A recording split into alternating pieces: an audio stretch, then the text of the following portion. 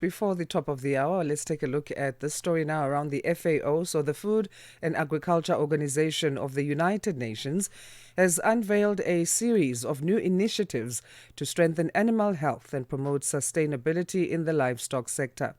At its second global conference on sustainable livestock transformation held in Rome, FAO brought together governments, farmers, researchers, and industry experts to explore solutions for climate friendly and resilient livestock systems.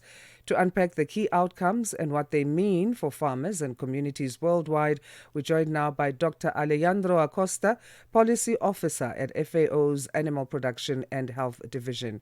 Dr. Acosta, thank you for joining us. How are you this morning? Good morning. Thank you very much for inviting me to this interview, and it's a pleasure to be here. It's our pleasure. Let's start with the big picture. What were some of the main takeaways from FAO's Global Conference on Sustainable Livestock Transformation? Thank you.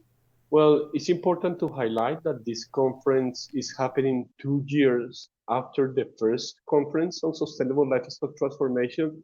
So it was very important to see what has happened during these 2 years.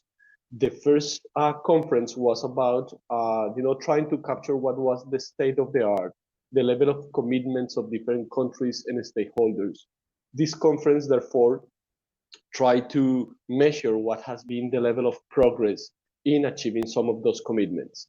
I will say that the main outcome has been to start seeing practical changes taking place at national level in order to improve the level of performance and sustainability of livestock production systems. FAO announced several new initiatives at the conference. Could you tell us more about the One Health Knowledge Hub and the Sustainable Livestock Transformation Innovation Hub and how they'll support countries and farmers?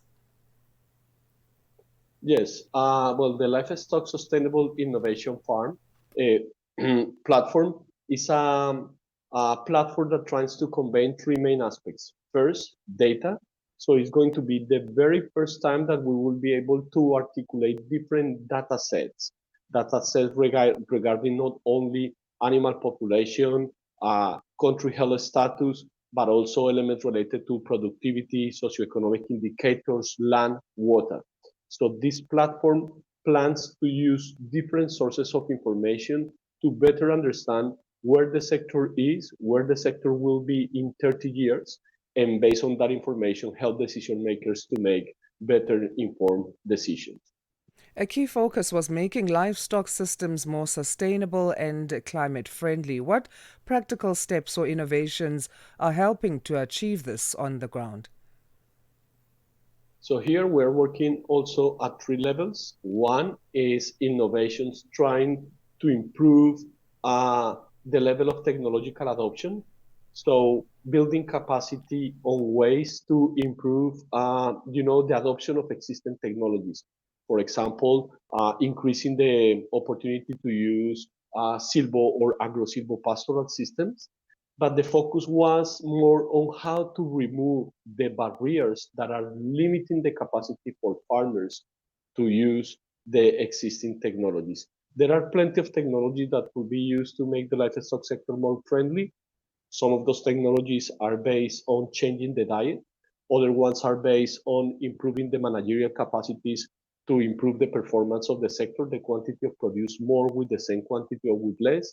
And the other ones is how we can actually improve the skills of those farmers trying to adopt some of those technologies. So the discussion was around those three main aspects: capacity building, technological adoptions, and removing the barriers to enhance technological adoption and scaling up.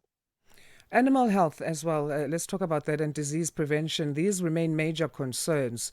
How will the new Global Challenge program for transboundary animal diseases help prevent livestock and livelihoods, or protect them rather, and especially in developing regions?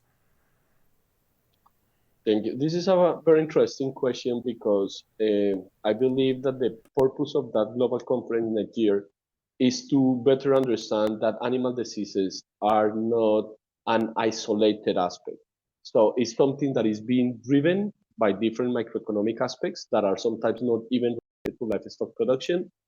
and also affected by also macroeconomic aspects. So to give an example, very likely the capacity of a farmer to implement a preventive measure might be constrained, for example, for the capacity to having access to credit.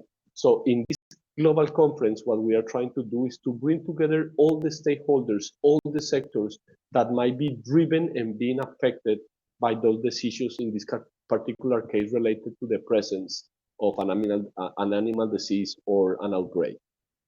Let's talk inclusivity as well. The FAO, how is it ensuring that women, the youth, and smallholder farmers are part of this transformation process? Well, gender and youth are central to FAO development programs and strategies. So what we are doing is trying to ensure that all the programs that we support have a gender and youth lens. To give you an example, when you see what are the main, let's say, capacities or potentials to reduce food insecurity and increase income in some of the African regions, we can see very clearly that some of the target populations are related to women-headed households. So in that regards, what we are trying to do is to put in place processes and strategies that has or incorporates as a main focus of the strategy women and youth populations.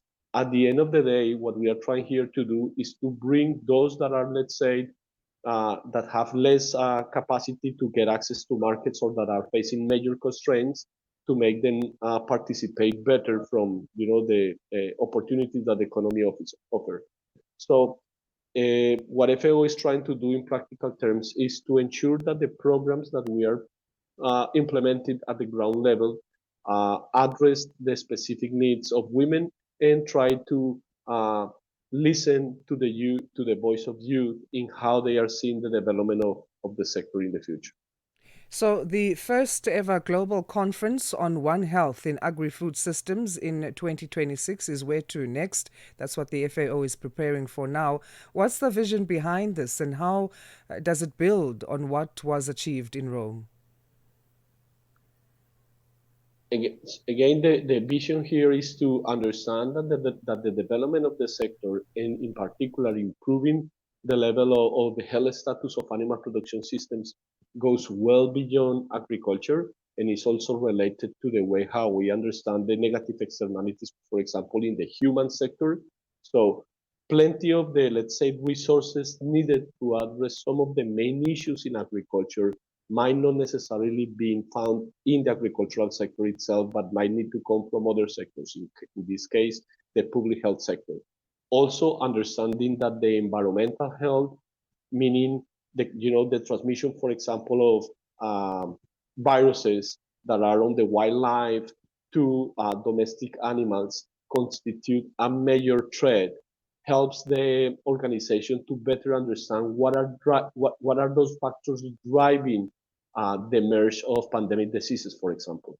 So the aim of the conference is to stop looking the sector from a micro lens and trying to understand what are the macro drivers leading to the emerge of pandemic diseases and how to treat them better. Thank you so much again for your time and your valuable insights, Dr. Acosta. My pleasure. Dr. Alejandro Acosta, Policy Officer at the Food and Agriculture Organization of the United Nations, speaking to us about the outcomes of the FAO's Global Conference on Sustainable Livestock Transformation. From that will be the Global Conference on One Health in Agri-Food Systems. That's going to be held in 2026.